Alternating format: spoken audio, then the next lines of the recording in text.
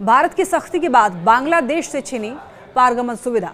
9 अप्रैल के बाद कोई ट्रक नहीं आया। बांग्लादेश से तीसरे देशों को जाने वाली किसी भी ट्रक ने 9 अप्रैल से पेट्रापोल सीमा में प्रवेश नहीं किया है। अगले आदेश तक स्थिति ऐसी ही रहेगी। हालांकि बांग्लादेश के साथ सामान्य प्रत्यक्ष आयात निर्यात गतिविधि निर्बाध रूप से जारी है। ऐसा क्यों हुआ है, मैं आपको बताती हूँ। नमस्कार, मेरा नाम है लक्ष्मी। केंद्र सरकार की ओर से पारगमन सुविधा रद्द किए जाने के बाद बांग्लादेश का पारगमन माल से लदा हुआ कोई भी ट्रक 9 अप्रैल से पेट्रापोल सीमा से नहीं आया है और ये सुविधा बांग्लादेश के लिए बहुत लाभकारी थी। पश्चिम बंगाल के उत्तर 24 परगना जिले में स्थित पेट्रापोल भूमि बंदरगाह पर भारत के रास्ते दोबारा निर्यात के लिए बांग्लादेश से भेजा जाने वाला पारगमन माल वित्त वर्ष 2023-24 और 2024-25 के दौरान 46% बढ़ गया था। भारत ने 29 जून 2020 से भारतीय भूमि सीमा शुल्क स्टेशनों के माध्यम से और बाद में भारतीय बंदरगाहों और हवाई अड्डों के माध्यम से बांग्लादेश से तीसरे देशों को भेजे जाने वाले निर्यात माल के पारगमन की अनुमति दी थी। दोनों देश के बीच में बढ़ते हुए तनाव के चलते इस साल 8 अप्रैल को केंद्र सरकार ने पारगमन सुविधा को रद्द कर दिया। पारगमन सुविधा का मतलब एक देश से माल दूसरे देश ले जाने के लिए किसी तीसरे देश के बंदरगाह, हवाई अड्डे या फिर परिवहन मार्ग का अस्थायी उपयोग करना होता है।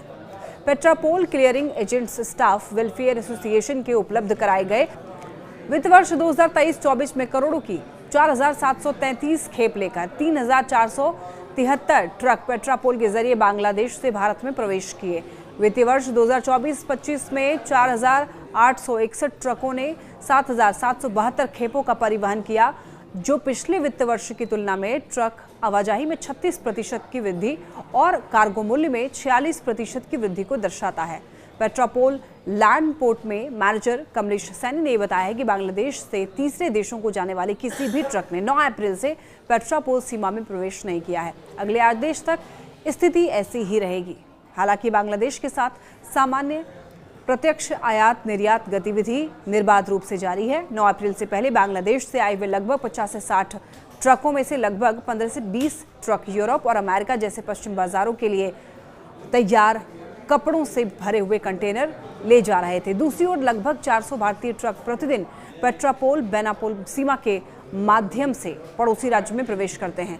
Bangladesh garment manufacturers and exports association के पूर्व अध्यक्ष और कारोबारी फारूक हसन ने यह कहा है कि मैं भारत सरकार से बांग्लादेशी सामानों के लिए पारगमन सुविधा को रद्द करने के फैसले को वापस लेने का आग्रह करता हूं। हम पड़ोसी हैं, हम अच्छे साझेदार हैं, हम अपने कपड़े, रंग, रसायन, मशीनरी, यार्न का भारी मात्रा में आयात करते हैं और इसीलिए हम भारत के बड़े आयातक हैं।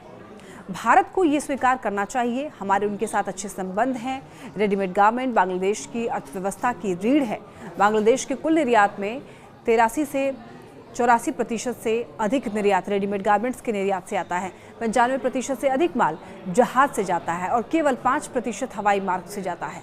हसन ने यह कहा कि इस साल पूरी दुनिया में बहुत चुनौतीपूर्ण चल रहा है। हाल ही में अमेरिका के लगाए गए टैरिफ मुद्दे पर बांग्लादेश सहित सभी अर्थव्यवस्थाओं के लिए स्थिति जो है बहुत अस्थिर हो गई है। अमेरिका में पहले से ही कपड़ों की कीमतें जो है वो बढ़ने वाली हैं, साथ ही साथ मुद्रास्फीति भी बढ़ने वाली है और पहले से ही बांग्लादेशी निर्माता इस वैश्विक टैरिफ परिदृश्य से दबाव में है। और फिर हाल ही में भारत ने बांग्लादेशी वस्तुओं के लिए पारगमन सुविधाएं रद्द कर दी हैं। इसका प्रभाव पड़ेगा क्योंकि हमारे सभी शिपमेंट अमेरिका, जर्मनी, ब्रिटेन या फिर पश्चिमी दुनिया के गंतव्यों को जाते हैं। हमारे पास माल को सीधे बेचने की बहुत कम सुविधाएं हैं, इसीलिए हमें अलग अलग देशों में माल भेजना पड़ता है।